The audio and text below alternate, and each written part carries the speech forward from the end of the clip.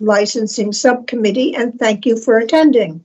I'm Councillor Janet Evans, and I will be chairing this meeting.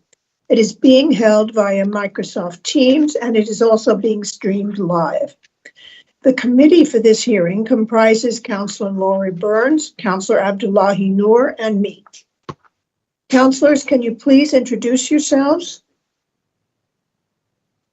If you wish to turn yours off afterwards. Thank you, Councillor Laura Burns. Thank you, Chair. Councillor Abdullahi Noor, Colborne Ward. Thank you.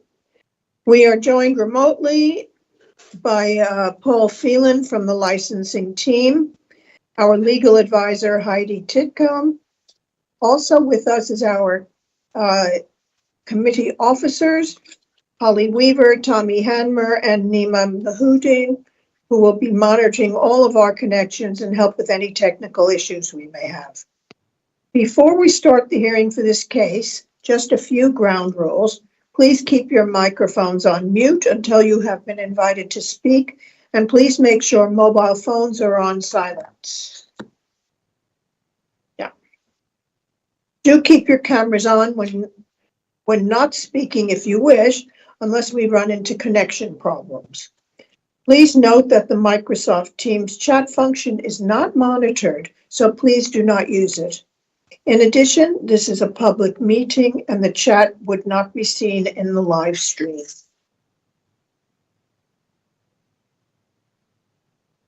Everyone should have received the procedure for this meeting regarding the use of cameras and how to connect back in if you lose connection. Thank you.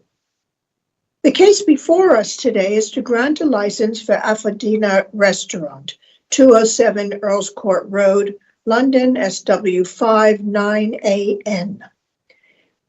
I can confirm that I have no declaration of interest to make regarding this item. Do the other members have any declarations to make? Councillor Burns? I have no declarations to make. Thank you, Chair. Councillor Noor? I have no declarations to make. Thank you. Thank you. The quorum for this committee is 2. As there is always the possibility that I may lose connection temporarily during the broadcast, I am nominating Councillor Burns to be appointed as a substitute chair. Members, please confirm whether this nomination is seconded. Councillor Noor?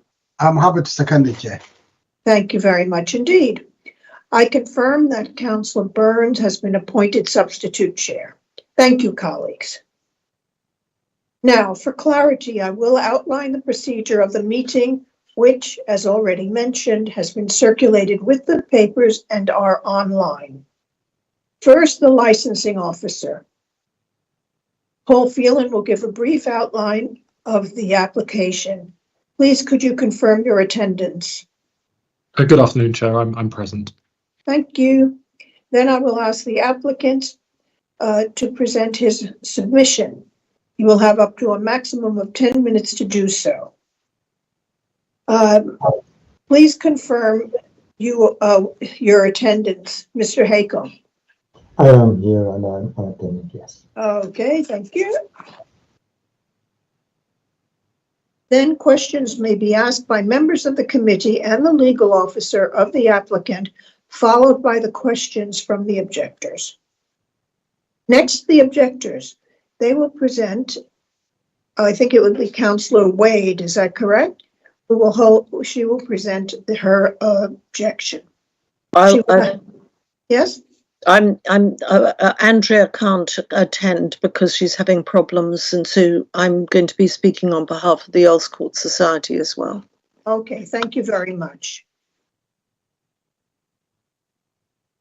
Please, could you've confirmed your attendance, thank you. Then questions may be asked by members of the committee and the legal officer of the objectors, followed by questions from the applicant.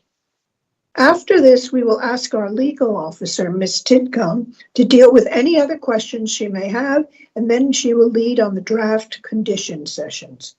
The list of potential conditions has been circulated to all of the parties prior to the hearing. Please, could you confirm your attendance?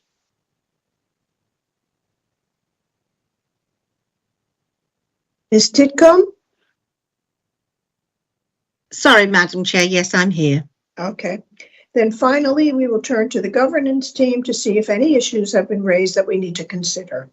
There will be no summing up at the end, and the meeting will end. I would like to remind everyone that the committee has read the papers which comprise the main pack and the additional submissions circulated, so there is no need to repeat their content. But please do draw our attention to certain points and pages, and governance will move the document on the screen for us.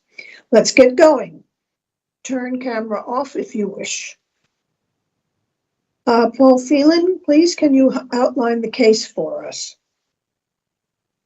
Chair, members of the subcommittee, good afternoon.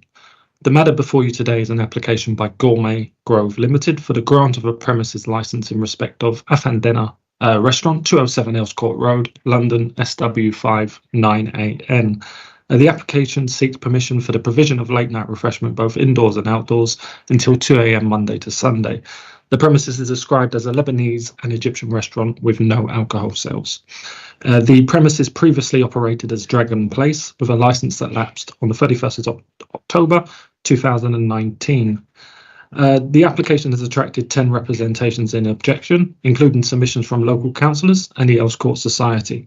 The key concerns raised include late night noise from customers affecting nearby residents, potential nuisance from cooking smells and noise from extraction fans, the impact of delivery services, including the congregation of couriers outside the premises, general concerns about the area becoming a late night destination, and increasing antisocial behaviour.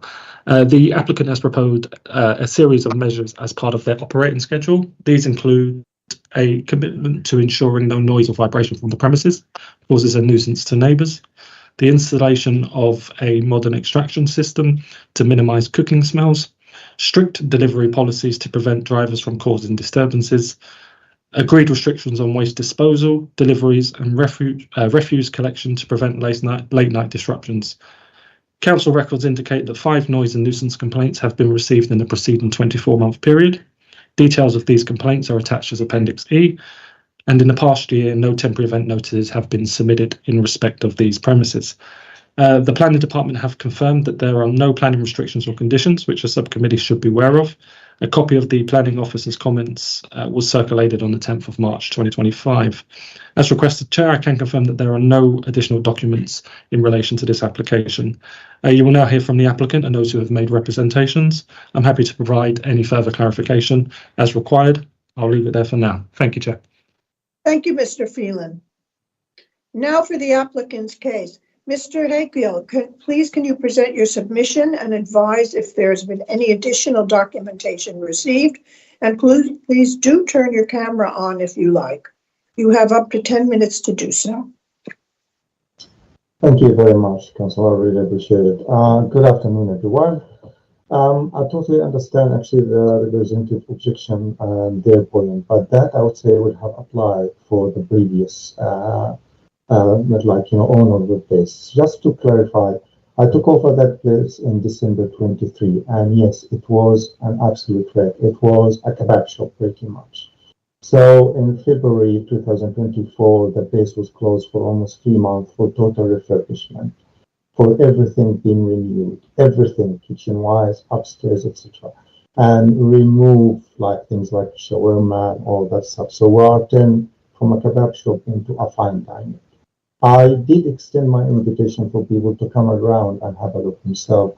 Only Council Hamish actually turned up. And just to notify everyone, all those objections were actually raised by the environment officer who came and visited the premises. And then after that, he's actually withdrew his objection and with some recommendation, which we are happy to apply with.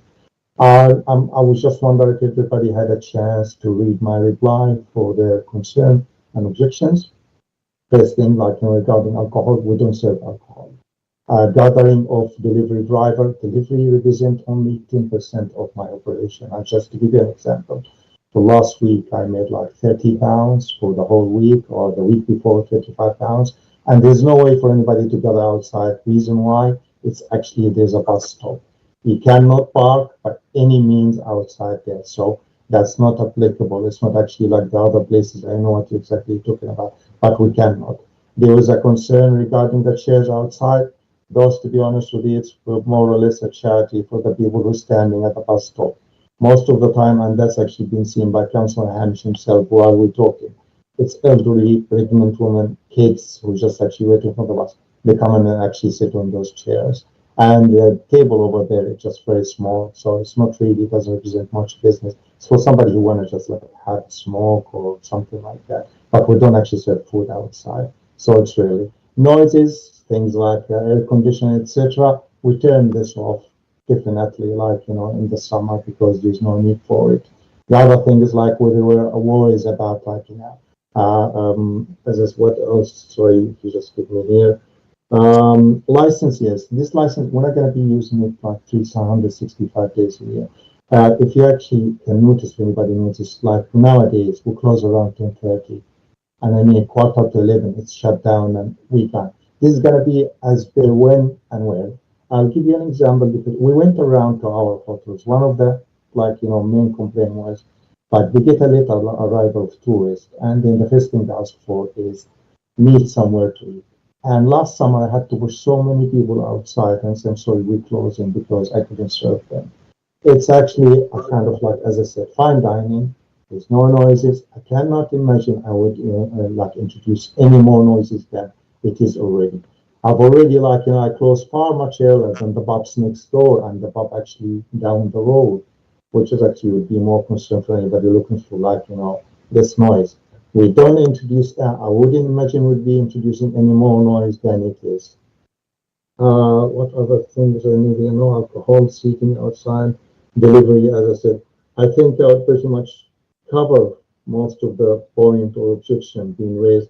Happy to take any question from anybody. And again, happy to extend the invitation for anyone who want to come and have a look at the place. It's completely changed from what you used to see. But understand those restrictions if it's actually stay as it is, a kebab shop. But we're no longer a kebab shop. We're a very respectable environment, very, very quiet. Please feel free to go in any time. One last point, just to explain as well. In winter time, we usually, the rush hours for us, rush time is between 6 and 8 o'clock. In summer, due to the day, and it's quite long, it's actually the business start to work around 9 o'clock, the end of the day. That's our start. So as I said, by 10:30 last summer, I had to push many people out and said, sorry, we cannot serve you. And again, I'm not serving alcohol and I will not serve alcohol by any means. Thank you very much. If any question, I'm happy to take them. Thank you very much. Any questions from the committee? Councillor Burns? Thank you. I have a few questions. So let me just say, so in February 2024, you did a refer.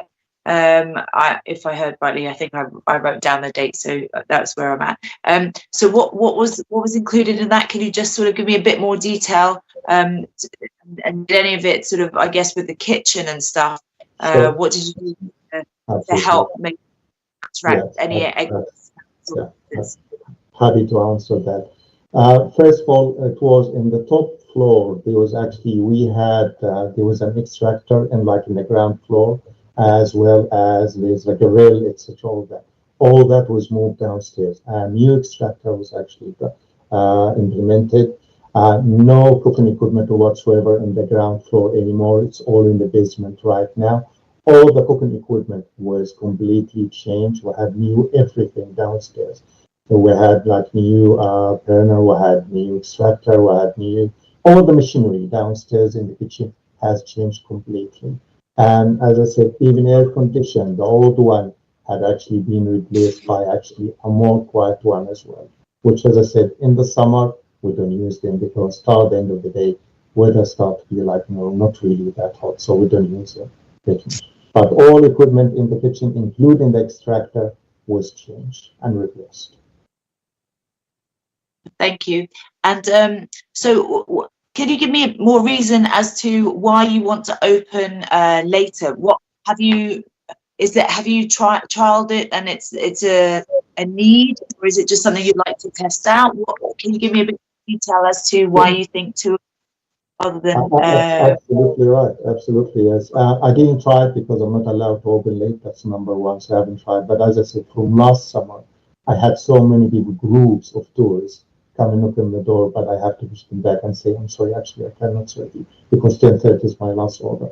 And while we're going around for promotion around the hotels, the first request was so many tourists arrive late because cheap flights apparently. And the first thing they ask for is a restaurant.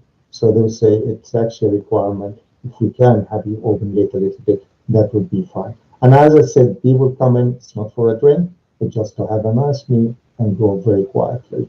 And as I said, I would invite everybody to come and have a look yourself and see what is the atmosphere like. We don't play loud music or anything. It's just what you call elevator music, very quiet in the background for dining. We don't have party either. We don't do any of that or any function or anything like that. And if it is, it will be by 10:30, 11 o'clock. That's it, end of it. But if we're gonna be open late, and as I said, that's our there, when and where. If it is required, we will. Like if I have a customer, I will. But I'm not gonna be opening till 2 o'clock every single night, have to pay for different bits and pieces, labels, electricity, gas. No, if I have customer, it will. If not, that's it, shut down and go home.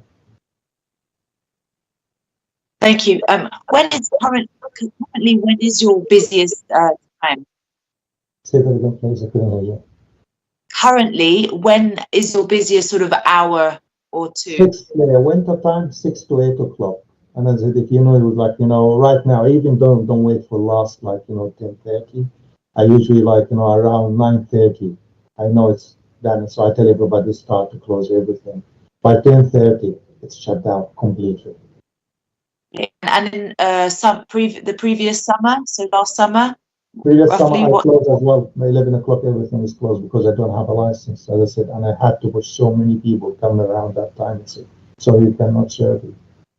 Okay, so you see the demand because people were trying to come in as you were closing. Is that what you're? Yeah. Correct. Absolutely right. Yes. And as I said, because the summer the day is long, so usually tourists would be going downtown all day long, and then around when the sunset, which is around 9:30, this is where the people start coming. So the dinner, instead of right now, we're serving between 6 and 8:30. That's our rush hour, busy hours.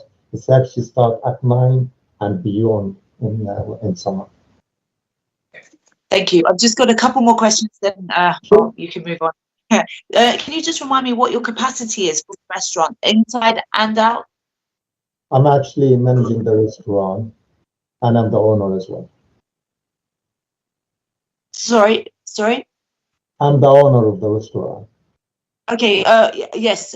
What is the capacity, the amount of people you can have in at any... Sorry, I misunderstood that. I apologize for that. The capacity of the restaurant, we have two halls. There's one inside halls, and that inside hall, there's no resident above, and the outside hall. Outside hall take around 25 people, something like that. The inside would take around 40 or so. Usually it's the outside which is a busy one because it's next to the window and next to the street. Okay, and just the final sort of question, I hope I won't add to it, but you do deliveries, right? So yeah. How do you control the delivery drivers that come in and out of your premises and make sure that they're not sort of loitering or creating noise or any nuisance? How do you do that? And it's we agree, between us and the delivery company, only they would get inside because, as I said, I'm a fine dining. So I don't really want driver to come in when people having the dinner. It doesn't look good. So we only call them when it's ready. So they don't wait outside. They're not allowed to wait. They cannot wait even if they want, actually, because there's a bus stop directly opposite the restaurant. So they cannot wait outside. So only when we press ready, they are allowed to come in. And we meet them at the door. Here you go, thank you very much, because I don't want them to disturb the diner or the guest. Okay, sorry, I just need a bit more detail on that. Who do you work with, the known ones like Deliveroo, Uber Eats, and what is the other one? Just Eat. And you let me just get this right. You do not want them in the premises, so they just come to pick up the food and then they go. So if they are early, where do they hang out? As I said, they only come when we say ready. When we press ready, that's where they come along. As I said, you cannot, if you see come around, if you're most welcome to the restaurant, There's nowhere around you can park. You can't, even if you have a bike or you have a motorbike, whatever it is, there's nowhere outside the restaurant that you can park. Not by any means, because it's a bus stop. I just need a bit more detail. Where do delivery drivers actually park? So they must park farther down the road because you've got the bus stop and there's nowhere in front of your restaurant. So I need to understand where they actually are able to gather and wait. I need to know. As I said, to start with, as I mentioned earlier, I'm not a delivery, I'm not a takeaway. So delivery doesn't represent more than 10%. And I can read you the stat from Uber Eats last week, it was £30. That's one order. So one order per week. Actually, the one before is like 35. I don't get I don't actually depends on takeaways. Well, I'm not a takeaways. It's once or twice per week. And where they park, I didn't even, to be honest, just like the most important for me is they're not actually obstructing anybody. They're not parking in the wrong place or anything like that. I haven't investigated, but I agreed with the delivery company. There's no parking outside. There's no gathering. Even so, they cannot gather. And I understand when everybody refers the gathering of driver because on the other side of the road, next to the station, there's a huge gathering next to Nando. But in my area or outside restaurant, cannot do that even around us. There is no availability for a parking place or anything like that. How did they do that? To be honest with you, I haven't investigated that, but it's only I get 1 or 2, 3 times a week, the maximum. I'm not actually a takeaway. So our business, 10% is only represented by the takeaway. Okay. Thank you. That's all I got for now. Thank you. Sure. Any other question from anyone? Chair, I have a couple of questions. Sure. So the first one is, I understand you don't serve alcohol yourself. Yes. So if your customers, maybe 3 or 4, they want to eat in your restaurant and they bring their own drinks, that what happens?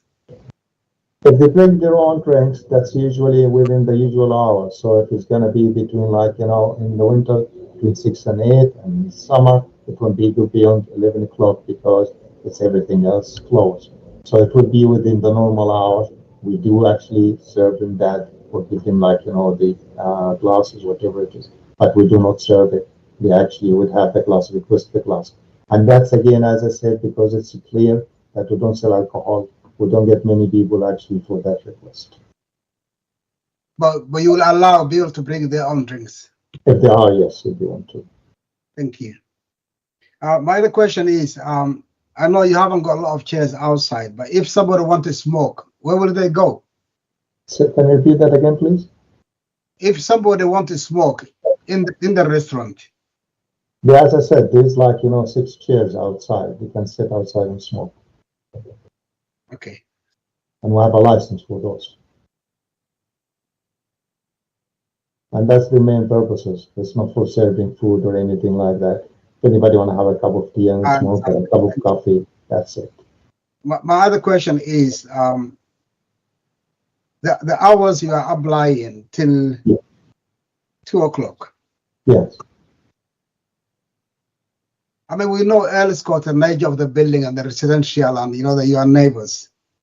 So how will you ensure people living in your restaurant will not disturb the local residents, especially those very close to you? We have a recommendation already from the environment officer to have signs to ask them to leave quietly, make sure they would leave quietly. And as I said again, I really urge everybody to come along and have to look at the type of people, become the really decent bunch of people. I don't get drunk. I tell you, in the old time when it's like that kebab shop in the 2 months I took over, there was actually understand, and there was complaint, by the way, somebody raised that. Those complaints were related to the old kebab shop, not for ours. Since we opened, we didn't have a single one because we are working very, very quietly. Again, it's a fine dining. It's not a place which is like you're having a drink and it would be rousy, etc. It's a place which you're having a meal and you eat peacefully. End of the story. Because touch wood, I haven't a single complaint or a single incident since we reopened in May. Oh, thank you. Again, for the long hours, I mean, as an authority, we have midnight policy. So will you consider, I mean, if we have to grant this application, will you consider cutting down those hours?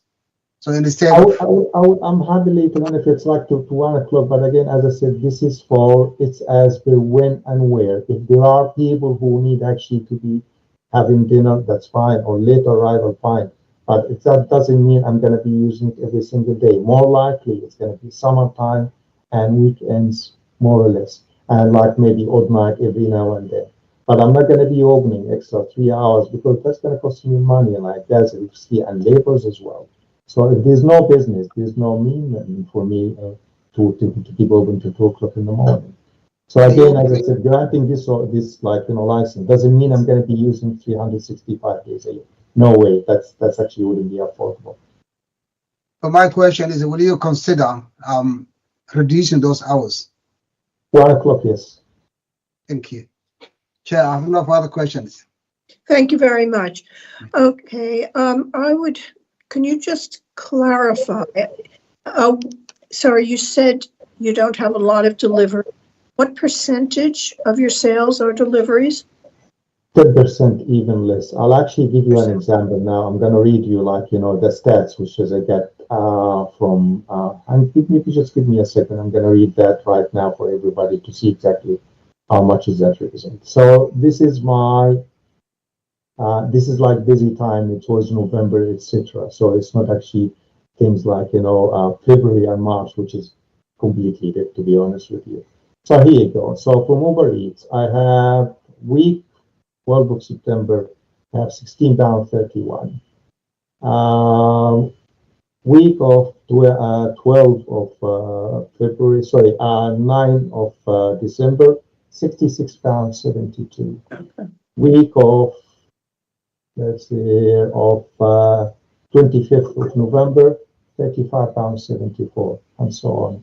So you have to imagine this is, we're talking weekly, by the way. So weekly, I'm getting around 4 or 5 takeaway orders. Once a day, if it's actually busy, it would be twice or 3 times maximum. Because I'm not, again, as I said, I'm not a takeaway. We depend on the people coming in rather than sending for takeaway.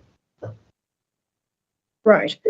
And if you said in the summer, and sometimes Ramadan is in the summer, you would need people to come in starting what, at 10 o'clock, is it? Or could you, sorry, Council, could you elaborate that, please, or explain? Yes, I'm just saying, I know sometimes Ramadan is late and Eid parties and things like that. So what time do people usually come in? Was it 10 o'clock in the evening? To start with the Council, just to explain, Ramadan now is moving into entire winter, so we are in Ramadan. Eid gonna be in the end of this month, beginning of March. Next year is gonna be actually end of February, toward the last day. So it's now ending. People come along for Ramadan time now. It's actually nicely laid with that busy period between 6 and 8, because breaking the fasting now is around 6 o'clock. So it's between 6 and 8. And as I said, if there is any party, if there is any, she didn't have it so far, it's actually, we're closing by 11. That's the maximum, nothing beyond that. Right. Okay, so Ramadan is good for business. They come earlier. Yes, exactly. As I said, it is actually, it goes around there. So it's now, right now, it's in winter, which, as I said, perfectly situated between, for that rush time between 6 and 8. Right, okay. And how many private parties do you have on the premises? I wish if I can have as much as so far. I only had one for the New Year's, and as I said, by 10:30 it was just fantastic. It started at 6, 10:30 it was all fantastic. Okay, thank you. Now, any other questions from the committee? No. Any questions from our legal officer? Yes, thank you, Madam Chair. Could I just ask a few questions? So in terms of the tables and chairs outside, will they be removed at 11 o'clock? It's actually, as I said, nobody gonna use them. It's there, as I said, for usually the people who are sitting on the bus. So it's a charity, to be honest with you. I hardly even use them. 90% of the customers, people are sitting waiting for the bus, elderly, pregnant people, pregnant women, and kids.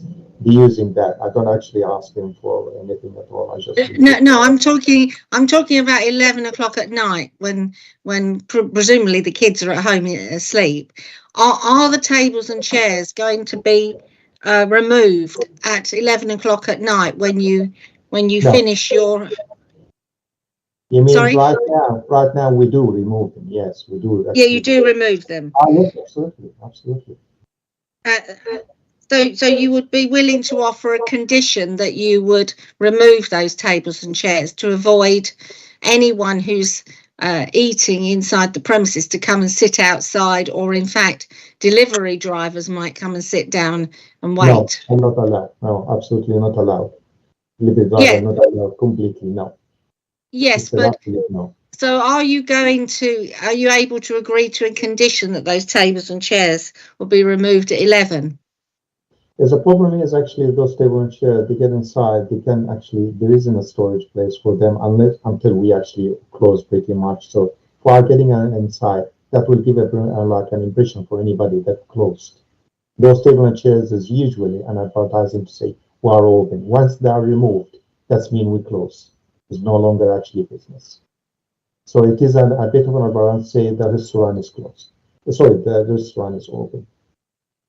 No, but you're asking for a license. You're asking for a late night license. So if people come out and smoke, they could sit there, sitting in the chairs, and you've got residents who live above and around, which, as the residents have said, might create noise. So one way of avoiding that is to make sure that they're not comfortable sitting down. They just come out, have a smoke, and then go back in. That's usually the case. That doesn't actually do any more than that. And if there's anybody sit outside, they are reminded to be quiet and actually no noise would happen. Again, as I said, it's just that it strikes me because I have a pub next door and they usually close around 1 o'clock in the summer. I'm not sure which one would be more worried, a quiet restaurant or a pub. But we don't normally, the council doesn't normally allow tables and chairs outside a premises after 11. They're normally brought in at 10, actually. Mm-hmm. But so what can you suggest can be done to avoid the problem? Yeah, strictly, as I said, we're asking the people strictly to just be quiet. And it's actually, I'm in the main road, so I wouldn't imagine I will introduce any more noise than it's already there. By no means, again, as I said, that's not going to happen and won't happen. I won't be allowed, strictly going to be signed there to ask people quietly sitting there. And sometimes you get the hot summer nights, people would love to sit down outside.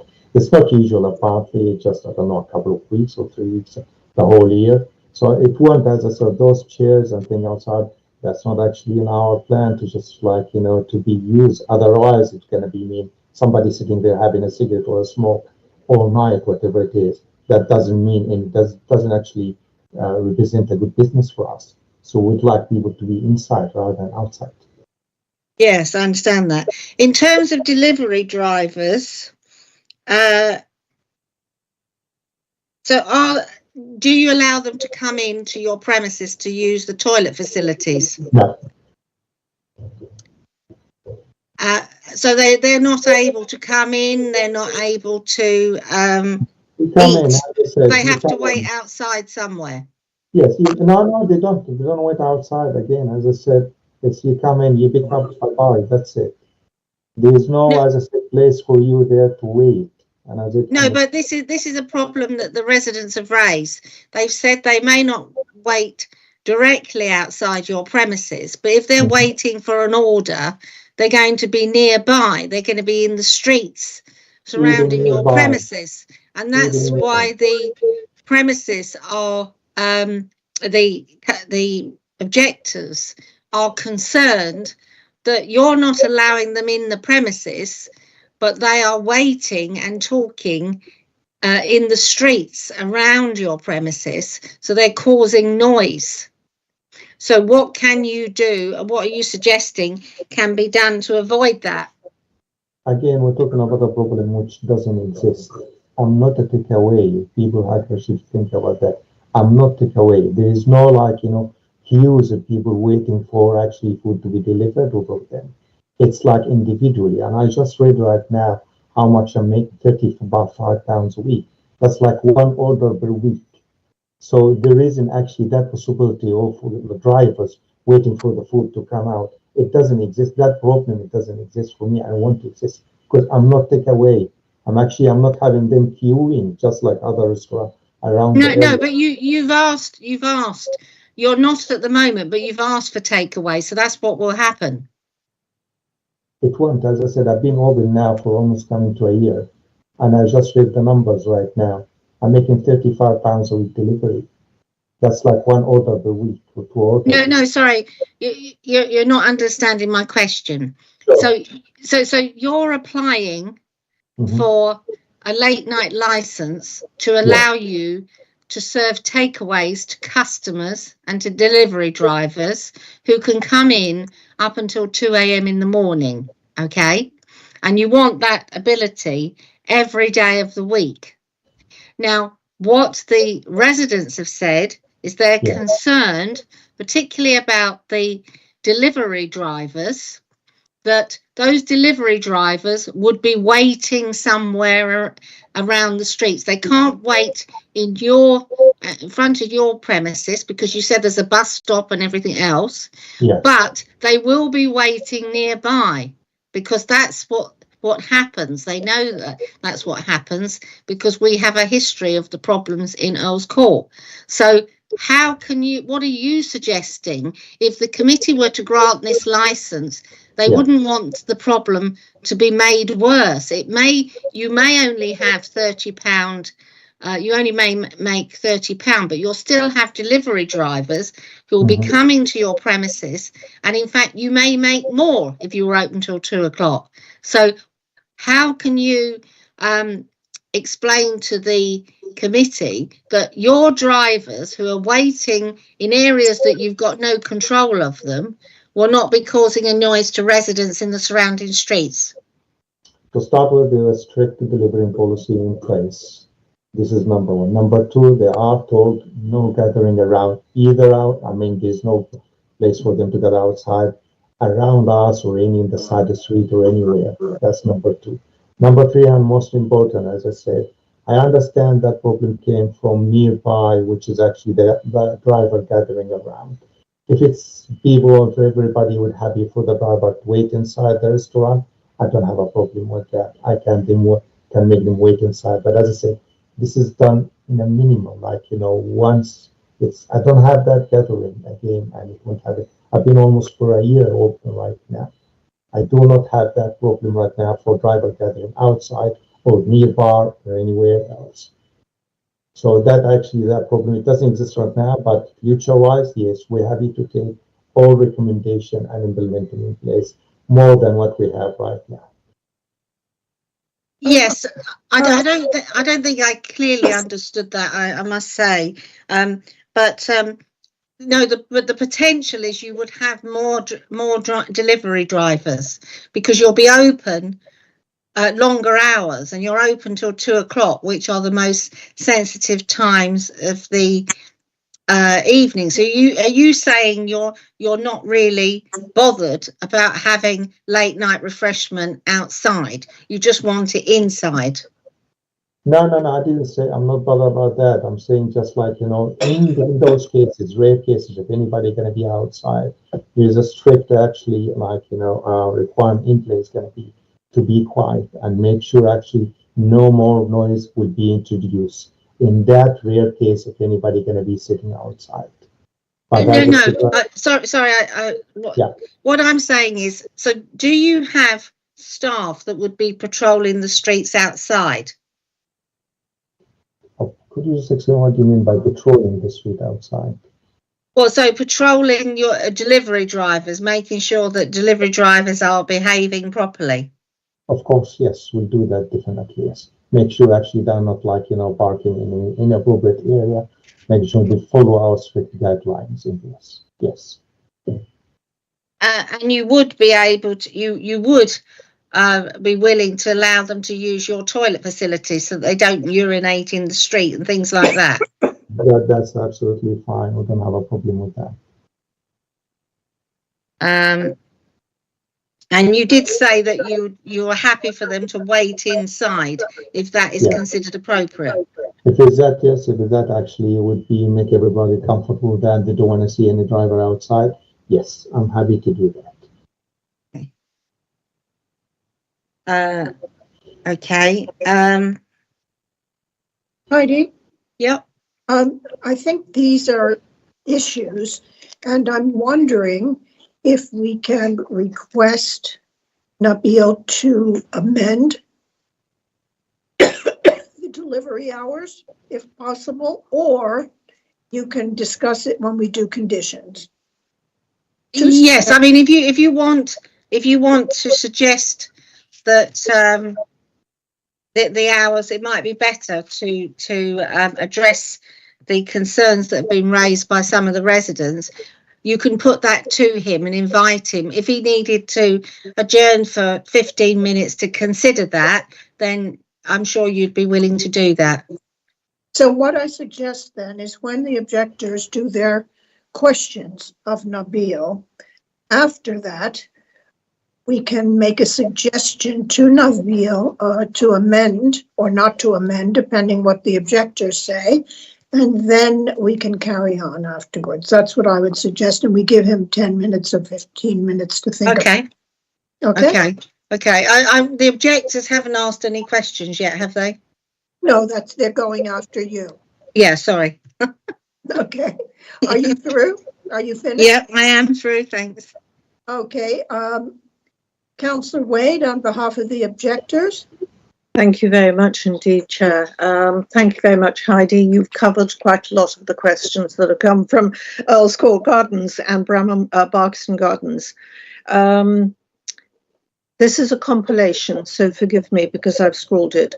In the past, there have been problems with these premises when operating odours from the kitchen extraction. Could the applicant outline what their maintenance program is on the filters and extraction? Happy to answer that. I did explain that those complaints in the past is not relevant to the current restaurant. It was actually with the tenants before or the leaseholder before. Since we opened, as I said, a new construction in and a new actually equipment, kitchen equipment are in place, and they get clean, the filter, they get clean regularly every 3 months. So there's no smell whatsoever would come out. And as I said, any complaint in the past, I have nothing to do with it or whatsoever. It was regarding the kebab shop, which was in place, which, as I said, when I took over, just to give you an idea, filter weren't clear for actually 3 years. That's what I discovered. And that's why everything was good. Nabil, am I having a little bit of difficulty with the sound or just getting everything that you're saying? So I asked you whether or not there was a maintenance program. We acknowledge the fact that you've put in a new extraction, but what is your maintenance program? Because you will be going on later, potentially until 2 o'clock. And we know that there's a specific problem because of the configuration of the buildings, that aromas and noise get contained. So what do you clean your filters? Are the filters in the kitchen or are they on the extraction system? Is there a contract to maintain the extraction? Is the filter in the kitchen cleaned on a daily basis? Can you hear me? Can you hear me? Is it loud? Can everybody hear me, by the way? Hello? Yes, I hear. I'm having great difficulty, Chair, understanding. It's a little difficult. It is a little difficult, but I hear it. Does anyone else hear him? Councillor Burns, Councillor Noor, do you hear Mr. Nabil? How about now? Can you hear me better now? Yes, much better. This is much better. Okay, cool. That's fine. Oh, sorry about that. Yes, we have actually the filter are cleans in weekly basis, and then we have the extractor clean every 3 months and 6 months up to actually it's in our contract of the lease. We have to clean that. Those are new ones, and they get cleared, as I said, in a weekly basis in the kitchen, the filters, as well as actually the extractor itself that get cleared every 6 months. And we do have a company, actually, it depends which offer we get to actually we use them. So by our lease, we have to clean it every 6 months, very deep clean. And since, as I said, we've all been, not a single complaint has been lodged against us. All right. Just for clarification, I think residents were under the impression that you were applying for a 2 a.m. license internally and externally. Yes. All right. So I think that everybody, I mean, there are not many problems about it being internal, but there are problems about it being external. Yes. Primarily because people have said, why don't you just apply for a table and chairs license for the outside, which would then conform with all of the other ones that Heidi said about 11 o'clock or 10 o'clock at night, because you are very close to the bus stop. And therefore, actually, you need to ensure that there's free passage and it doesn't sprawl. Also, that people are concerned that because the pub is next door, that when that closes, people will move on to your chairs or the street livers. So why did you not consider an application for 2 a.m. inside and tables and chairs license for external? These are table actually and chair license outside already, but this is still 11 o'clock. The reason why, as I said, is going to be extended for, and it's I put inside and outside.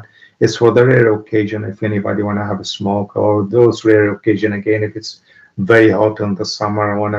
Somebody want to have kind of like a tea, coffee, anything. People are eating outside, aren't they? No, the table are very small. It's only for drinks. All right. Table are like 30 seconds. It's around one. It's like 40 centimeter round one, so you can actually serve food only for drinks. No. I know your restaurant quite well. So I'm interested that you don't sell alcohol, but people can bring alcohol into the into your restaurant. How do you control the alcohol? I mean, if somebody drinks too much, or what is your approach to alcohol control?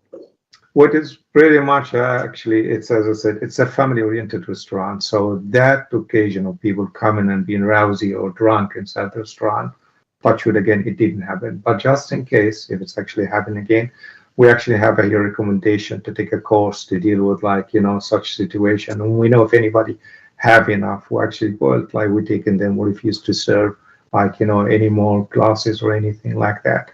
But it's usually a bottle of wine among 3 or 4 people. That's they don't come in because again, it's actually there's a cork charge there. So we don't come somebody comes a box of beer or a box of wine. It's 1, 2 bottle of wine maximum. It did nothing more than that happen. The quality of the people we have in the place again. You said the place very well. I understand maybe in the past it's completely different type of people who used to come into the restaurant. And we actually in those 2 months I took over, we used to have plenty of drunk people looking for that shawarma sandwich or this. And I'll just give you moreover, during Chelsea matches, used to be really plenty of worries again, because after the matches, they used to come to the restaurant. That doesn't happen anymore. We don't get those type of people. It's family oriented.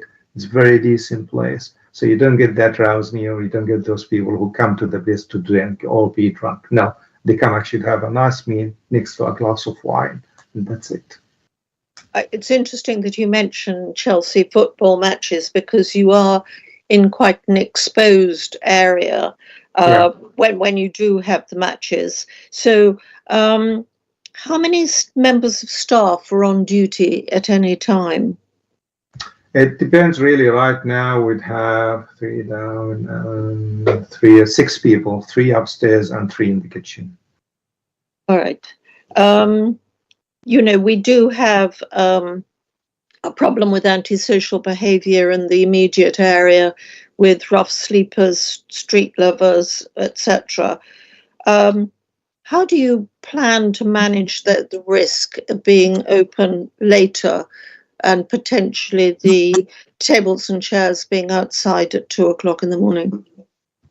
I wouldn't imagine really there will be like, again, this is not going to be like, it depends on the business. So that's not going to be every night. It's more likely going to be weekends. And if there is actually business, if there isn't business, I won't be actually open to that late. It's more likely going to be normal hours, 11 o'clock, that's it, everybody goes home. But again, is as per when and where. If anywhere have a customer, that's going to be in. If not, there's no point actually to bring trouble for myself. I want to be trouble free. I want to be as it is right now, not a single complaint about the new establishment. I want to keep it this way. If that license, to be honest, going to bring me more trouble than serving the local community and tourists, definitely I won't be using it. I don't want to actually have any headache. And just to let everybody, I'm not actually a restaurant by profession. I'm a cyber security consultant. I'm actually somebody who's like, you know, a cyber architecture, actually, security architecture. So if this is a restaurant, I want to actually offer service. I don't want to have headache. That's not actually I'm having this for. So if I am offering the service and it's working fine, okay. But if it's going to start like, you know, giving headache to the local community and actually people around us, no, I would definitely give it up and stick back to the 11 o'clock. Because as you're aware, TfL are planning to repave that area immediately in the build-out area. And so I've been asked to ask you how you manage your waste, because people don't want to spend the money on the paving for it to get stained. So I've been asked whether you would wash the frontage and where you place your waste. Waste the frontage, that's not a problem at all. That's absolutely fine, not a problem. We are happy to do that. It's actually cleaning the area. And we do that. We do actually already clean it, actually, like, you know, every now and then when it gets dirty. As for the wastage, there is actually like, you know, far down there in opposite us, there's kind of like an area which all the wastage, and it's only after business hours. We don't do it through the days. Delivery as well, that's some other worries. We don't do delivery at night. It's all during the day. So all right. the wastage is in a certain area. Can I have clarification as to where you leave your waste for collection? As I said, there's an area outside there where everybody leave their wastage, and we have allocated hours to leave when we can leave our wastage. So usually between 10 and 11, that's what I got from the council, and this is where I get. And again, there was no problem about that so far since we reopened.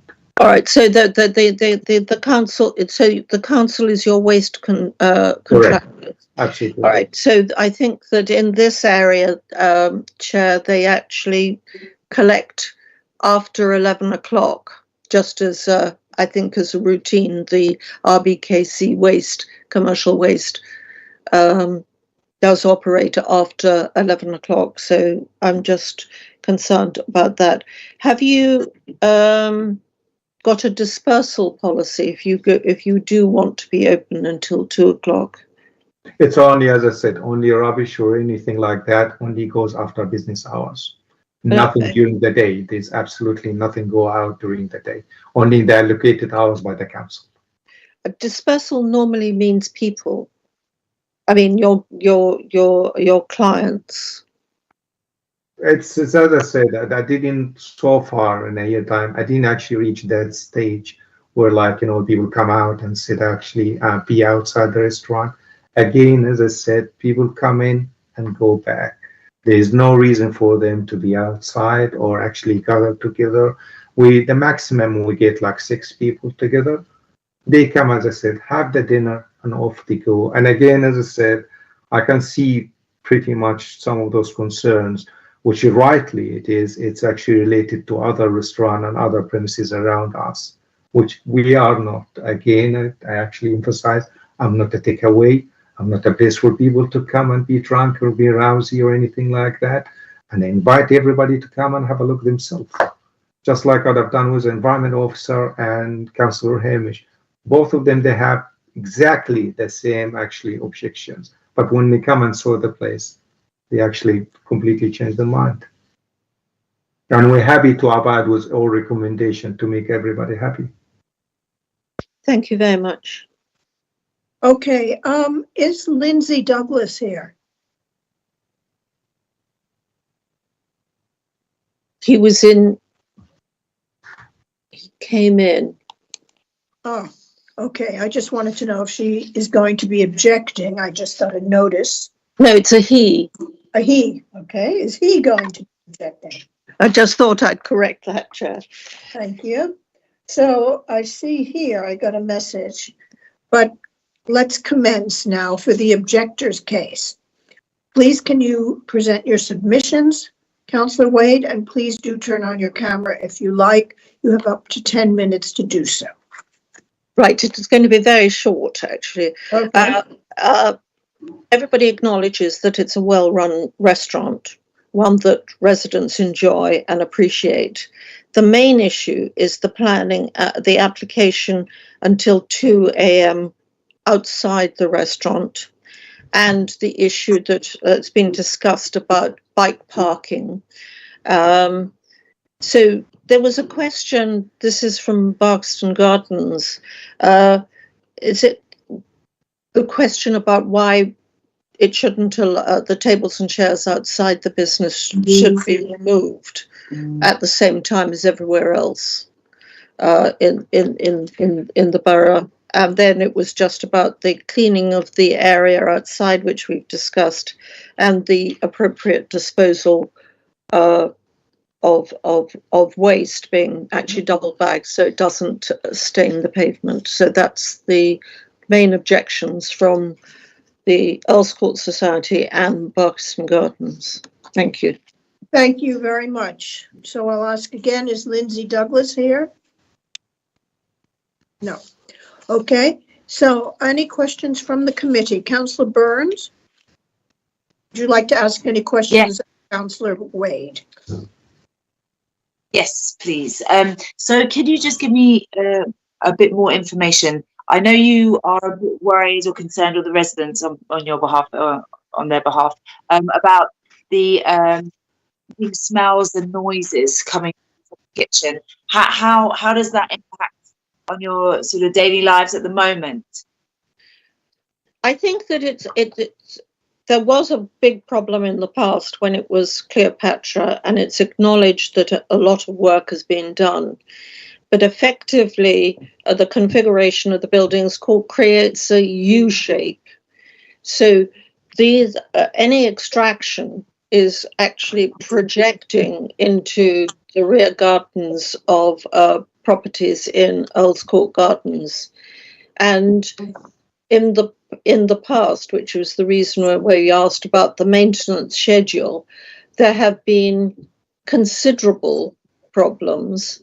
And there was also, because these are family homes, it was very difficult for officers to kind of work out whether it was a statutory nuisance if they have to go into a children's bedroom at 11 o'clock at night on a school week to assess the damage. So that was their main concern. It was the additional potential for additional noise from their plant, but and also the maintenance of the equipment, because you can have great equipment, but unless you maintain it, it's a difficulty.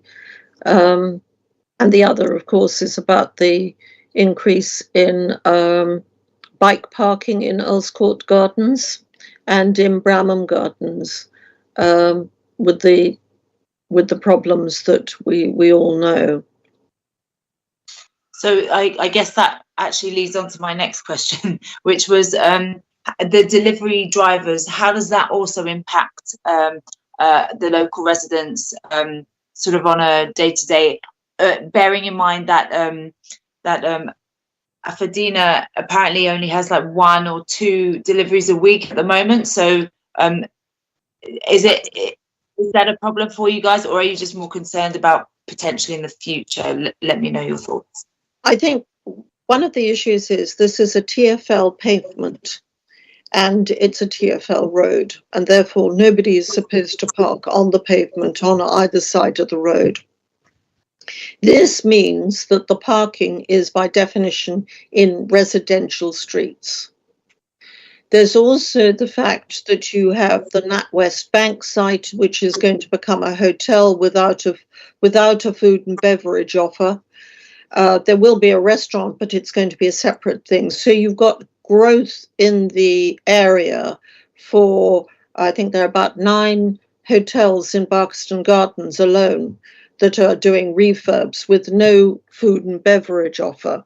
So when we look at this, we're looking at the wider issue of delivery drivers arriving in anticipation of work. You have these hotels that are going to come online which don't have food and beverage offers.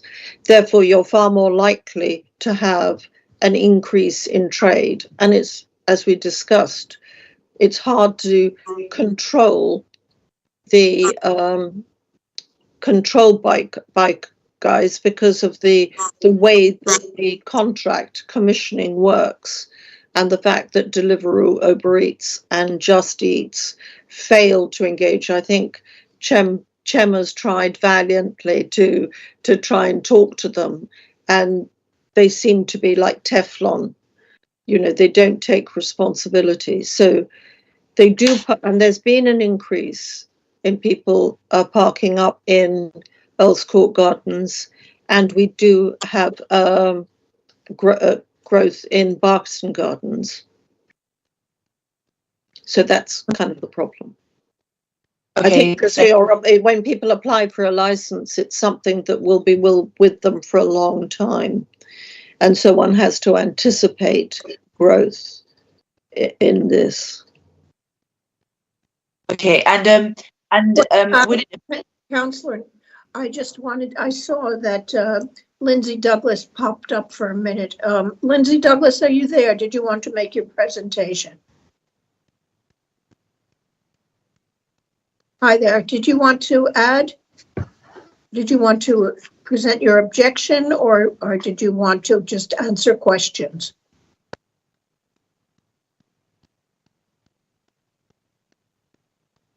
We don't hear you. Can you put the mic on, perhaps?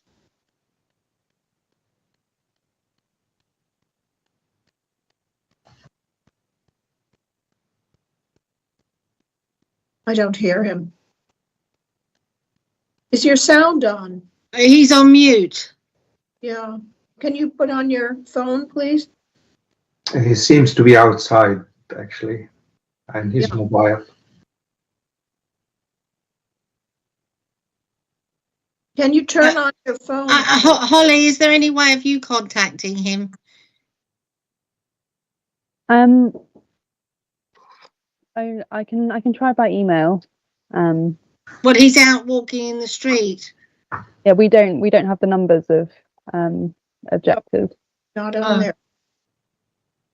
Well, it seems as though he may just be trying to listen to the proceedings.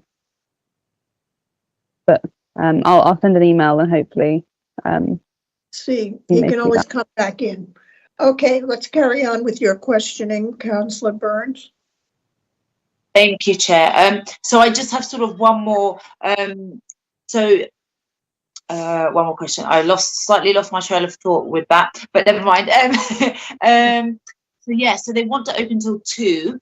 And how would that impact the residents? How do you envisage it impacting from how it does now between those sort of 12:30 till 2? Well, you've got the location is next door to the pub, and then that's the corner, and then you've got at the beginning of the residential properties in Barkston Gardens, almost immediately on the corner. So if you can imagine, the Blackbird forms the corner, and then opposite that is residential property.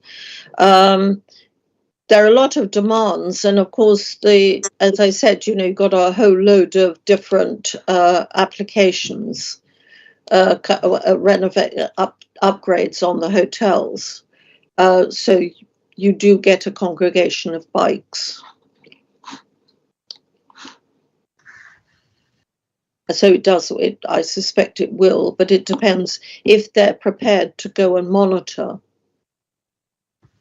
the locations in Earls Court Gardens and in Barkston Gardens. That would be great, but we do have the difficulty that people do come in anticipation of work and therefore don't have a direct contract with the applicant. Does that make sense? Yeah. Okay. That's all I've got at the moment. Thanks, Chair. Okay, thank you. Councillor Noor, do you have any questions? One question for the councillor, which is, Councillor Wade, on behalf of the local residents, I mean, you say in your own words, this is responsible business, and I hope that will continue. But what do you suggest in terms of accommodating the residents so they're not disturbed and the business can flourish? Sorry, there's some interference coming through. I'm not quite sure where it's coming from, but I believe it may have been coming from Lindsay. Oh, yeah, it's possible. So let me try. Holly, you might have to remove Mr. Lindsay if it's causing problems for the rest of the hearing. If I may suggest for everyone, as the chair of that or whoever actually set up that meeting, you have the option to mute them.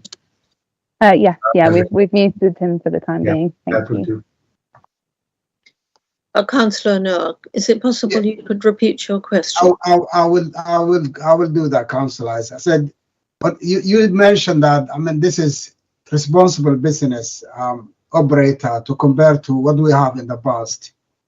We all understand the concern of the local residents in terms of late hours, especially when it goes to 2 o'clock. If the business opt out not to have outside tables after 11 o'clock, do you think? I think that would be a perfect solution. Yeah, I mean, if they agree that, would you think it would be acceptable to you and the residents that they will operate inside, not outside? I think that the response from the RA from Barkston Gardens was that they welcomed this good business and they liked using the business, but they were concerned about the tables and chairs being outside from 11 o'clock until 2 o'clock. So that seems to be the pinch point. Yeah. But it's also interesting about that people can take alcohol into the business, but not been sold.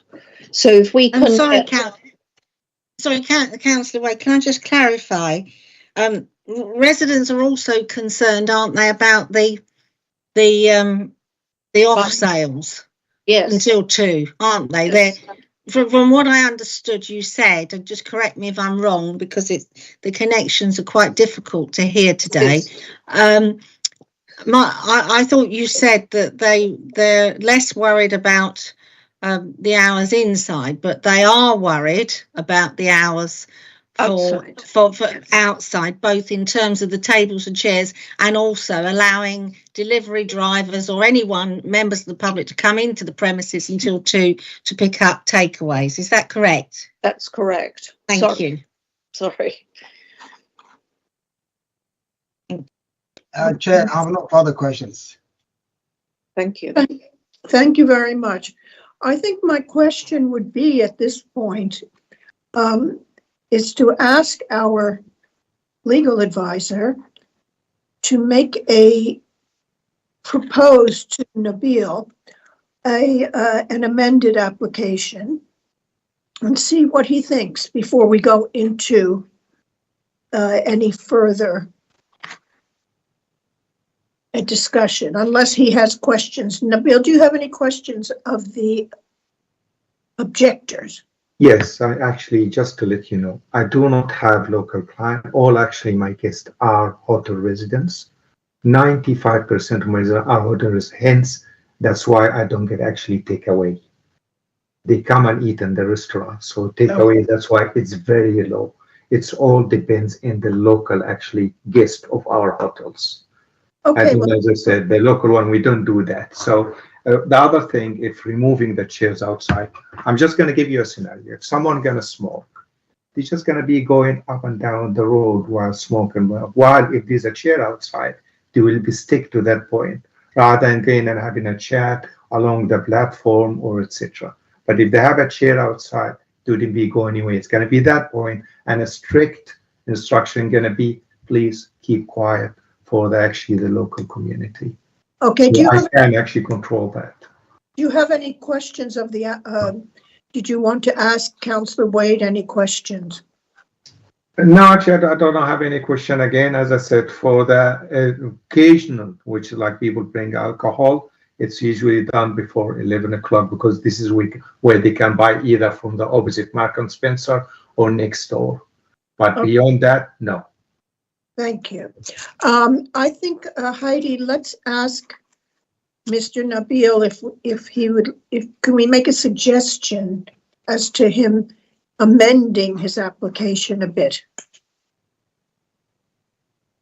Chair, so I'm not sure what you have in mind, but there are different scenarios. So at the moment, you're asking for late night refreshment until 2 o'clock, which is very late. And you've said that is only used really, it's a very 5% of your business. But the potential going forward and the concerns raised by residents is that it has the potential to cause a lot of problems, especially by delivery drivers who are coming to the premises and picking up items until 2 o'clock. Whilst you haven't had the problem previously, that's because you didn't have a license. But if you get a license till 2 a.m., then you will obviously want it to be viable. And that will increase potentially the people coming back and forward to your premises. So are you willing, so is it in your mind that you really just want the 2 o'clock to be able to sell late night refreshment inside? So it gives you more covers. You can allow a second sitting. Do you really want the ability to sell food and drink outside by delivery at all? By deliveries. By deliveries. By deliveries is what we're pointing. Would you be interested in a 2 o'clock inside and not having deliveries or cutting the deliveries back to 12 or 1 o'clock? That's absolutely fine, ma'am, and absolutely no problem with that. That's actually a great suggestion. I don't have a problem with it at all, as long as I'm a local community.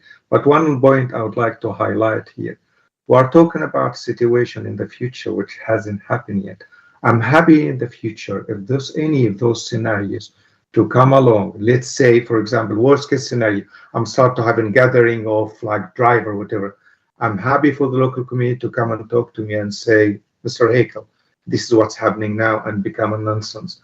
I'm happy actually to discuss and say, okay, fine. Actually, since it's become an annoyance for everyone, as I said, the last thing I want to cause any trouble for them, I'm happy to really discuss and maybe actually cut it further. So if it's going to be start nonsense and those delivery drivers are not actually kind of like abiding with what we agreed upon, or they start to be like, you know, noisy, etc., I definitely would like, hang in a second, no more delivery after 12 or after 1 o'clock. That's it. No more. And if there's going to be people bringing alcohol and it's going to cause trouble, no more alcohol. We're not going to even serve alcohol. As I said, the last thing in my mind is to cause anybody like, you know, a less sleep or noisy.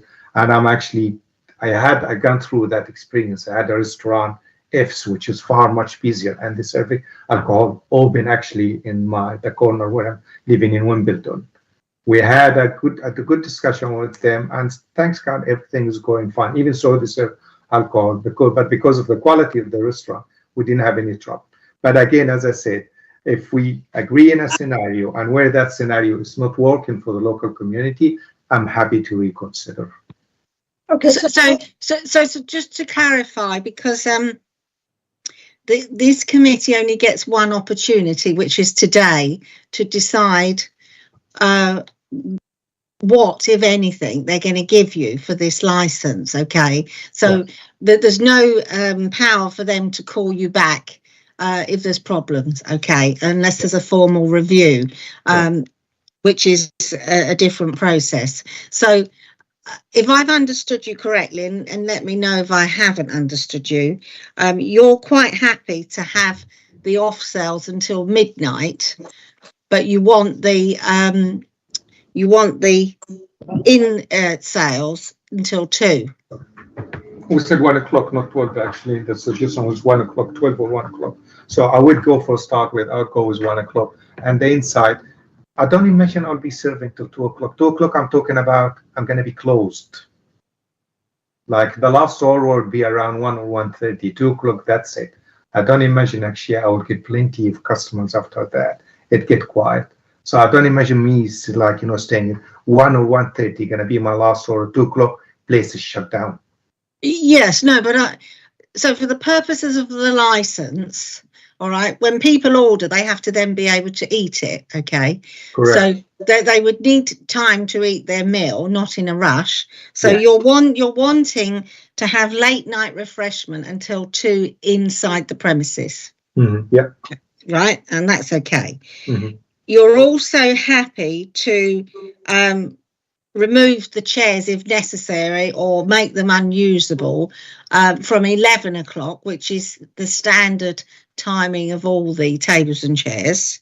You would prefer to keep them outside longer, but if the committee want that, then you'd be quite happy to agree to it. And in terms of the outside area, takeaways, I thought you said that you were happy for that to stop at midnight for both deliveries and customers.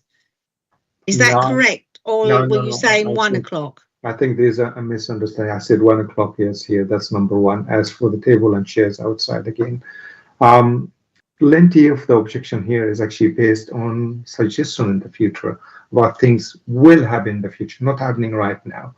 As you rightly said and thankfully said, that you didn't have any complaint with the operating of the new establishment right now.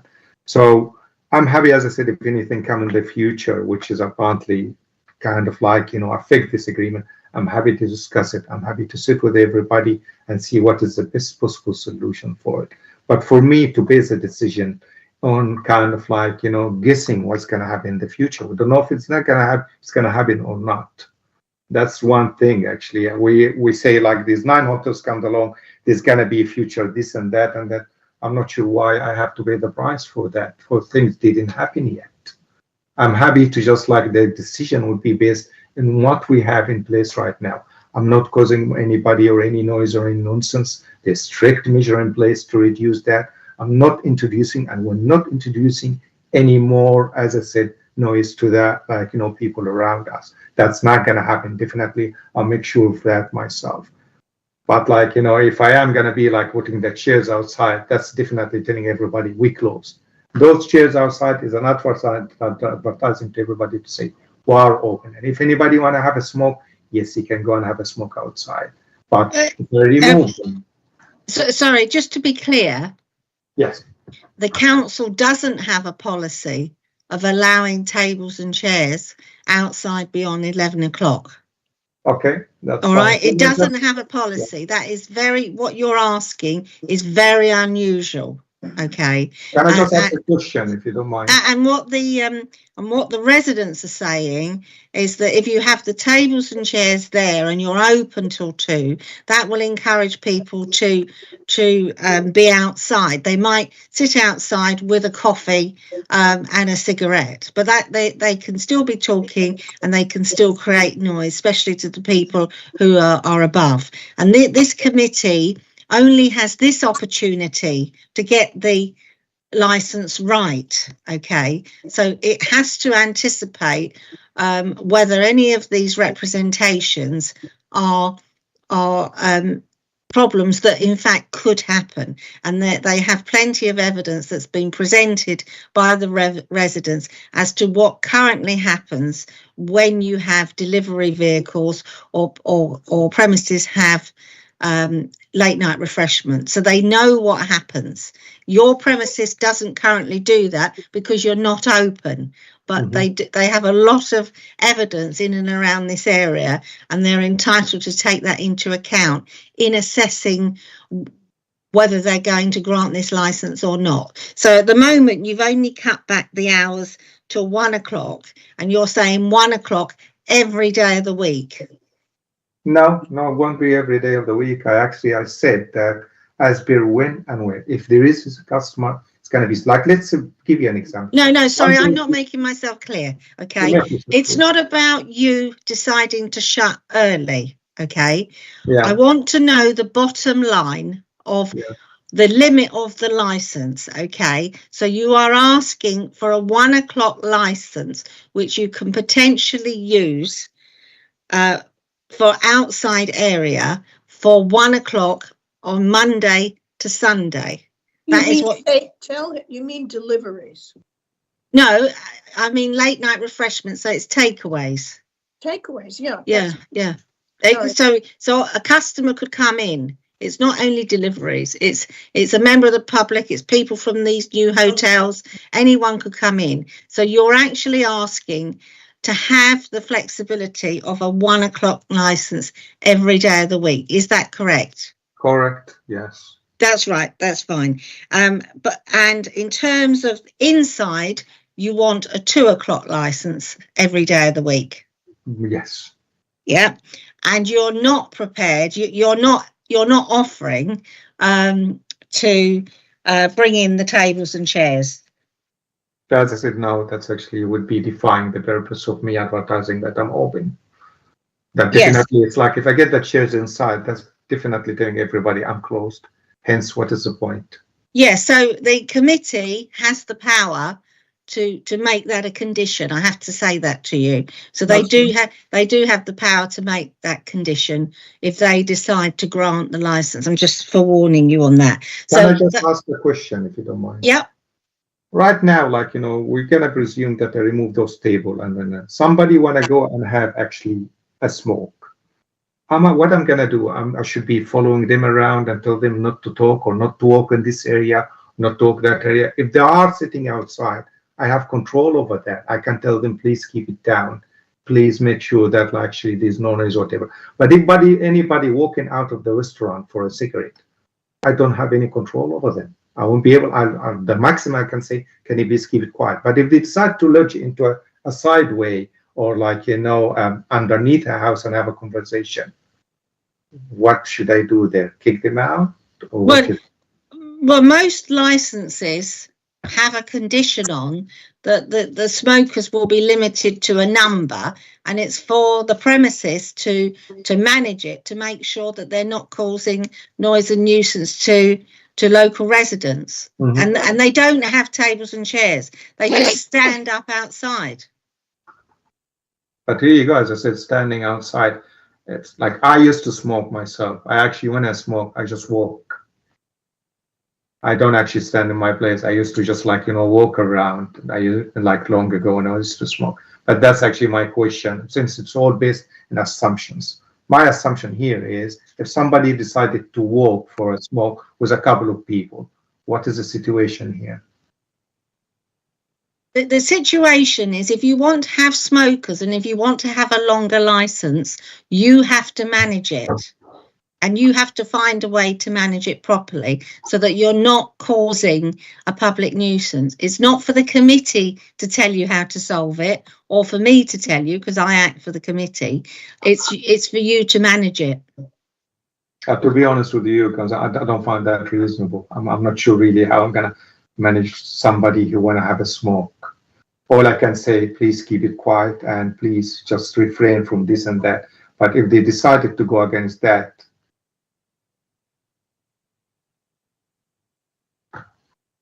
well, that's the position. That's the position of every licensed premises in the area. There are conditions on their license about smokers. I cannot find that in the next door, to be honest with you, in the pub. I actually smell the smoke coming along through when the door is open. I don't see any, get plenty of people sitting outside, sitting more than 4 or 5 tables outside, all of them smoking. It depends on the time. We're talking about a 2 o'clock license. Yes, there's a 2 o'clock license. I absolutely agree with that. But as I said, in so many occasions, that pub next door closes around 1 o'clock in the summer, while I'm closing around 11 or 11:30 maximum. Again, the type, and as I said, I am absolutely aware, but I found it unfair for me compared to premises like Jalebi and Nando's or those takeaway places. I found that unfair. And again, I keep saying it's a fine dining. It's decent people who come there. I don't get people who come being rowsy or anything like that. It's very well managed so far. Not a single complaint, not a single incident so far actually took place in this place. So we're talking about the type of people that all they want is to have a meal and go. That's it. They're not coming for me to smoke, or they're not coming for a drink. No. It's the premises number 209 next to you. Yes. They've got a late night refreshment license till midnight. Yeah. Okay. So it's not until 2 o'clock. You are asking for longer hours. So you have to be able to control your and I accept it's not difficult, but you're the person asking for the 2 o'clock license. You're asking for 2 hours longer than your neighbour. Yeah. And if you have people in your premises, it's for you to manage them. It's not for the committee to tell you how to do it.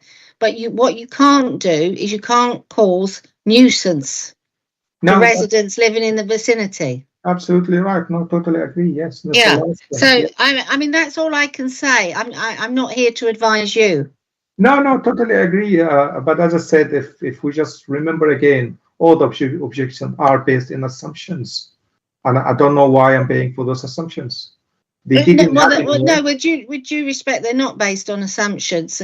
The committee will weigh up all the evidence. They'll weigh up what you are saying, and they'll weigh up what the residents are saying.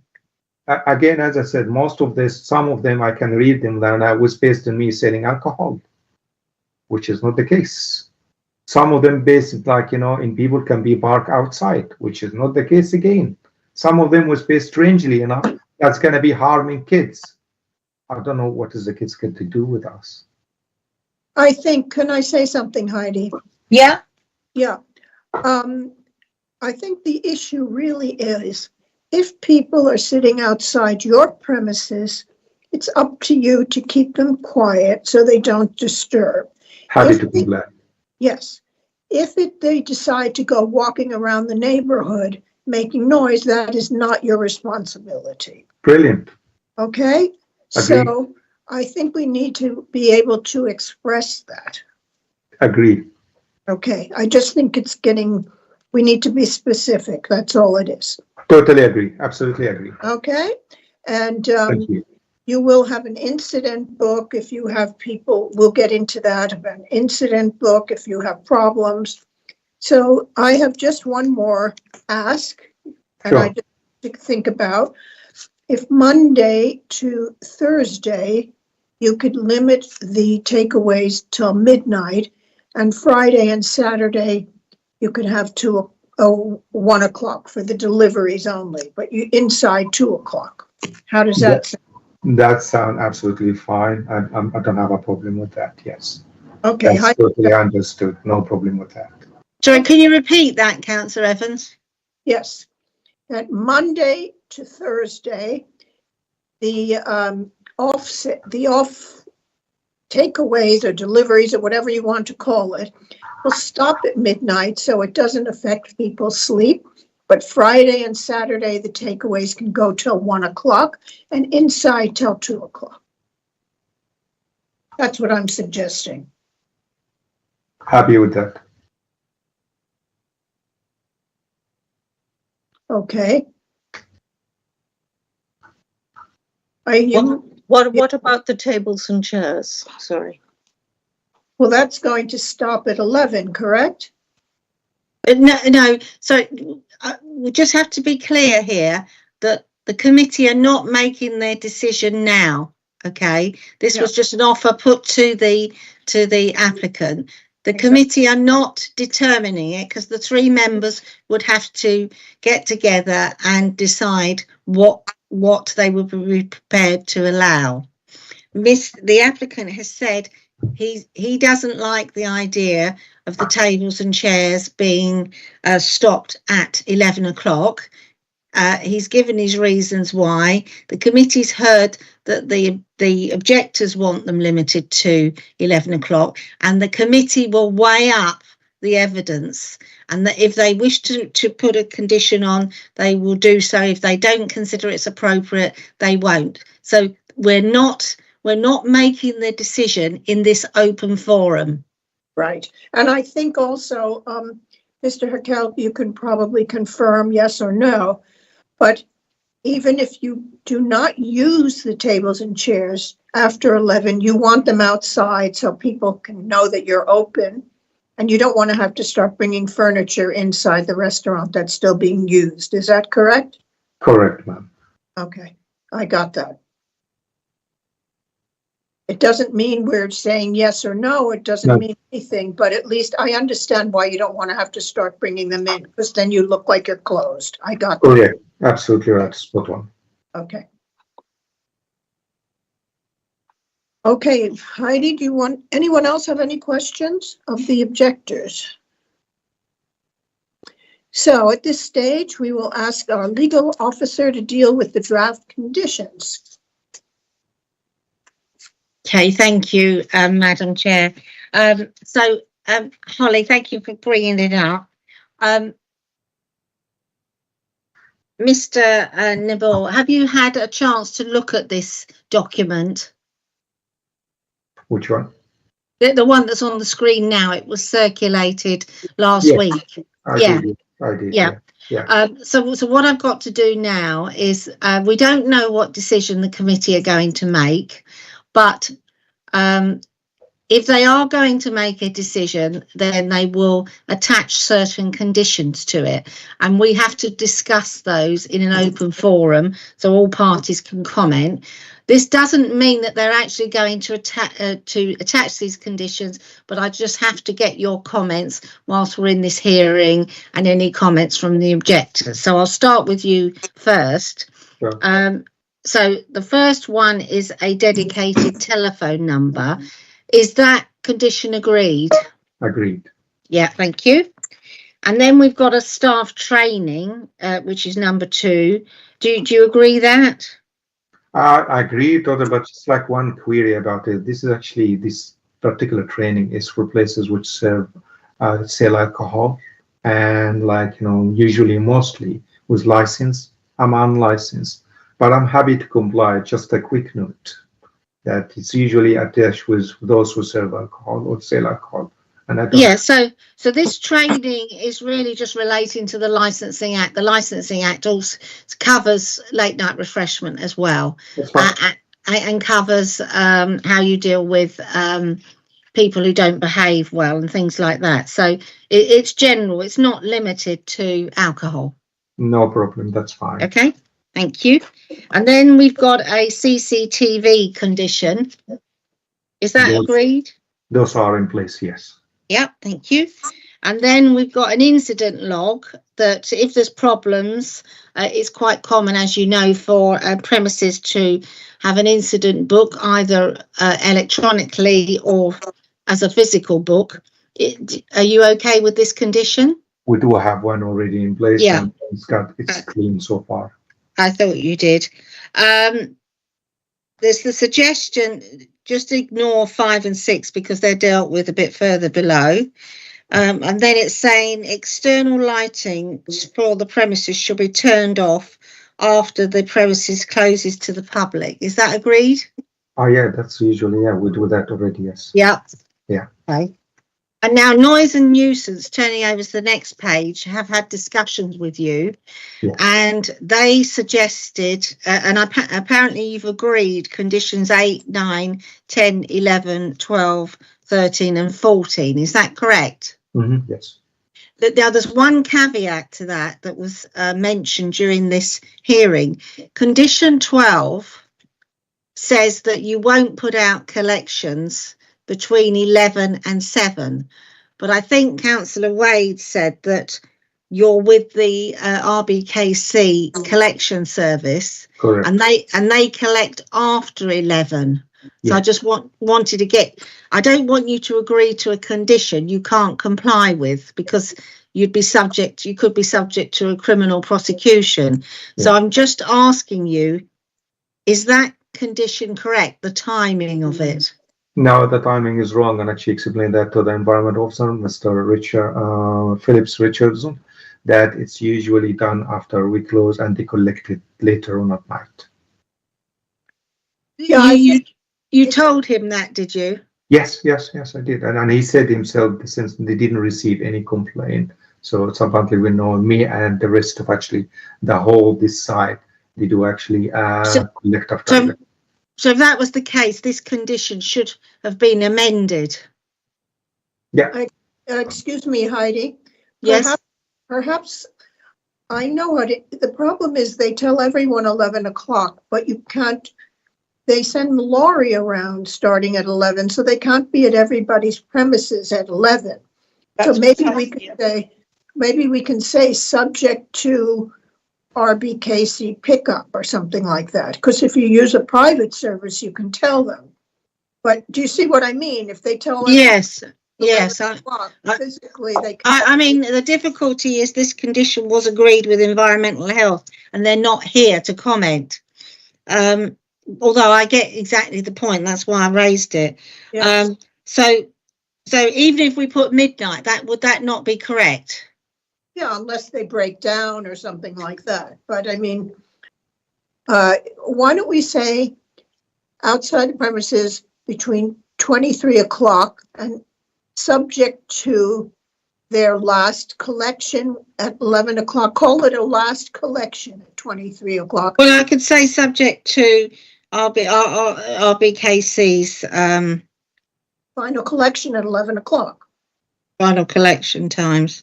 Yeah, I think so. That is their last collection, but it's, I mean, they can't be at every place. Yes, I get that. Okay. So let's So- take it. Yes, okay, so I've got that. And so just coming back to you, condition 15, the objectors have asked you to agree to a dispersal policy and that all staff are trained in its implementation. Is that agreed? Agreed, that's fine. Yep.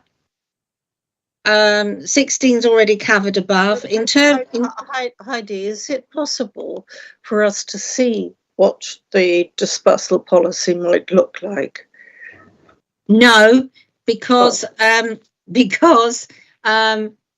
would normally be agreed with the environmental health, because the condition has to be enforceable. So to ask residents to look at it and comment on it is far too wide.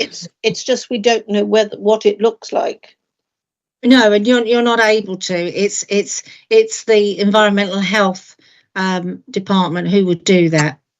Yes, but then just to say, if we don't know what the dispersal policy is, how do we know to tell environmental health that there's an issue? Then you Well, just what complain.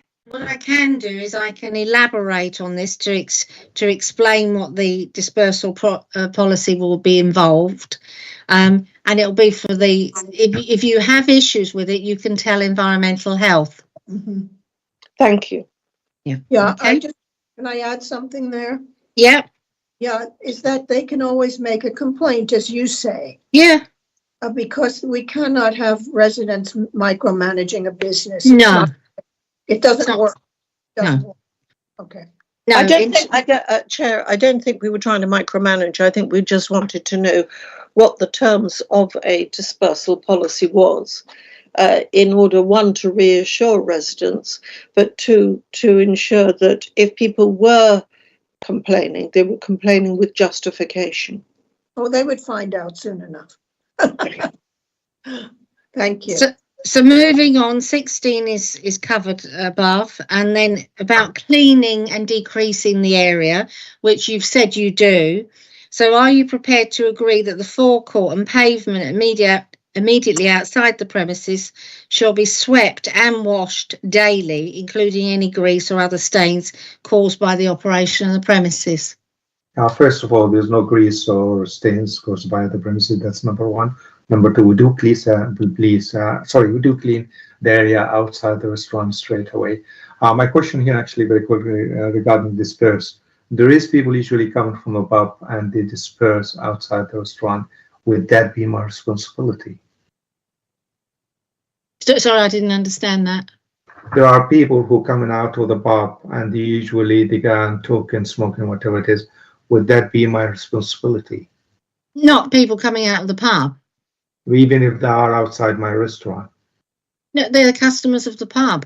Yeah, that's the thing is, as I said, how would you differentiate in that, instant to say those actually are not mine? Do I do a log? I'm happy to do a log to say in that day there was a gathering and there was the pub, because I don't want actually to mix with the pub. We are completely two different environment and completely two different premises. You need to liaise with environmental health, how that can be managed. Okay, that's fine. Yeah. Okay, so just going on to number 17, are you happy with the daily washing and cleaning if there is any stains or anything? Absolutely, no problem at all. Yeah, okay. But Heidi, that should also include where they leave their waste. Well, They should be responsible, because if they're leaving their waste on a pavement, it may not just be the tiled area in front of the restaurant that they clean, but they have to be responsible for the area where they're leaving their waste. No, this is about sweeping and cleaning. Mm. If you want them to do a litter patrol, that's a different condition. No, what I'm saying is they said that they leave their waste in a specific position, which is away from the frontage of the restaurant. Yes. Therefore, we have to ensure that that waste is not causing staining, and therefore has to be monitored.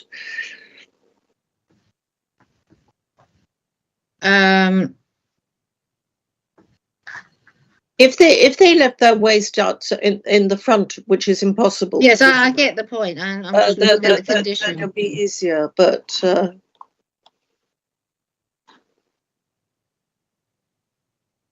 So I far, can put in everyone attention. So far, we didn't have a single complaint. in the place you leave your waste. I thought you said other people also leave their waste there. Correct. Yes. So the problem for the council in enforcing a condition is how to identify who where the staining has come from. It may not be from this premises, it may be from another premises that leaves their bag in exactly the same position. I think it would be difficult to include that other area, thinking about it, because how could you identify the waste came from this premises? All right, Heidi, can I give you the context of this? The council has spent a lot of money on Hogarth Road improvements, and it's already severely stained in parts. So which is sad, because we're not going to get that repaved for another God knows how long. If the build out is going to be made permanent and paved by TfL, I think we have to take every opportunity to encourage businesses to be responsible and dispose of their waste appropriately, and also make sure that where they leave their waste for collection is also maintained, because otherwise if most people think Earls Court Road is very grotty, but the reason why it's grotty is because we've had years of businesses just dumping waste out on the pavement without it being appropriately presented. I mean, we could put a condition on to say that any waste put out for collection shall be appropriately presented. Yes. Well, there was, I think Councillor Wade suggested double bagging so that the oil doesn't come out. Is that reasonable? I think the recommendation is it's double bagged and people put cardboard underneath the bags. That comes from Environmental Health. That's what they're recommending to businesses. Well, they haven't recommended it here. That's the problem. I know, because Philip deals with noise. He doesn't deal with waste. If you'd asked Matthew Lawrence or Gary O'Hagan, they would have come back with that. But it's just, we've got an opportunity to improve the frontage of Earls Court Road, which will be to the benefit of a lot of businesses, and that it's if there is an opportunity that we can encourage best practice, that is an opportunity I don't think we should miss. I don't think we can put that into a licensing application. What do you think, Heidi? I think we'll have to think about it. I mean, we've heard, I understand the point. I'm sure the applicant understands the point. So we can discuss with members as to whether that's appropriate and whether it's possible. I've heard what you said. Okay. And then mention something very quickly for the area.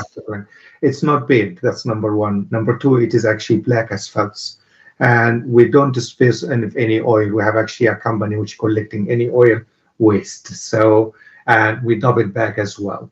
And if anything, we put it actually. We have a layer of cartons, and we put actually the back over it. If anybody would like to come and see me a single actually stain, I'll make sure and do it on my expenses. But please come around and have a look at where we put it. And if you find a single stains, I'm happy actually to be responsible for that area, regardless of whoever kind of threw their actually rubbish there. Yes, that's really helpful. So in terms of this restaurant, the character style of this restaurant, the applicant's saying it's not applicable for the reasons he's just given. So the committee will take all this into account, and it was very helpful for you to comment on that. So moving on to condition 19, I know you're happy to work with the residents. Yes. How many times a year would you like a liaison meeting with them as per condition 19? Whenever required, as I said, whenever they feel that this license is actually dredging in their sleeves or actually causing any nonsense, please come immediately to the restaurant and explain it, and I'm happy to talk to anybody. Yes, I get that, but for the purpose of the condition, we'd normally say 3 times a year. You could, that fine. Doesn't mean 3 times a year. That's fine. And there should be a gap of that's fine. X months. Okay, that's fine. That's agreed.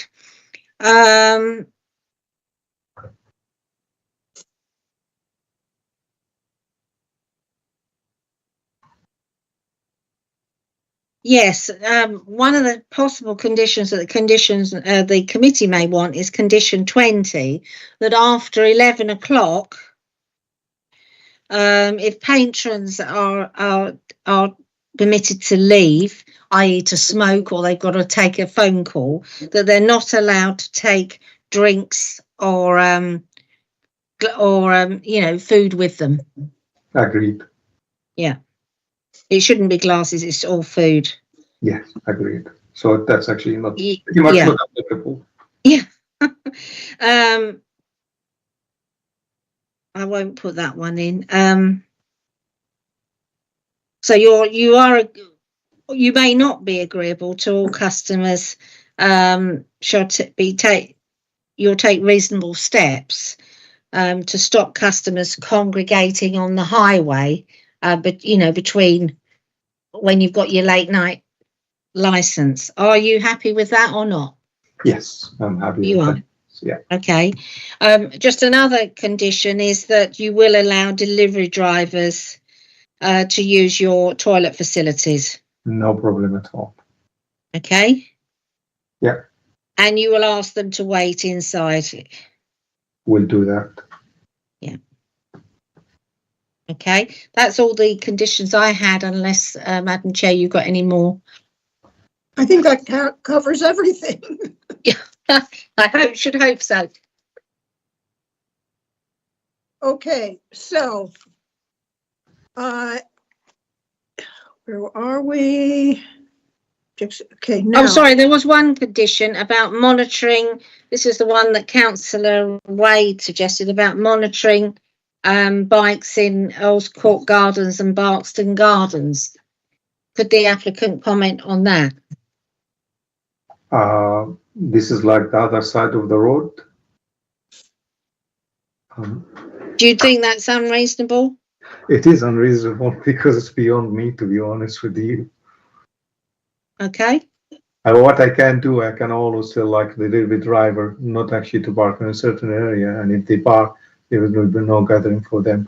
But as I said, as I stress that delivery is not actually our first priority, and the type of customer we get, they are not takeaway customers, they are guests, they are tourists. So mostly they come in. Yeah, okay. That's helpful. Thank you very much. That's all I've got, Councillor Evans. Okay, now, do our licensing officers have anything to add? Nothing to add. Thank you, Chair. Yeah. And our governance officers, anything to add? Nothing from us. Thank you, Madam Chairman. Thank you so much. We've reached the end of this meeting. The committee now has all the information we need, and we will retire to make our decision in private session. We will not announce the decision today. Instead, the hearing on this application will be closed and the live broadcast will end. A summary determination will be sent to the parties within 5 working days of today's hearing, and a full decision will follow as soon as possible thereafter. The time limit for appealing the decision will not commence until the full decision has been sent to the parties. Thank you all for your submissions, your participation, and thank you for attending, and thank you to our tech team for doing a superb job.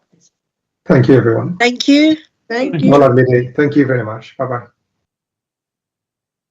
Okay, committee, we will go back to the other room.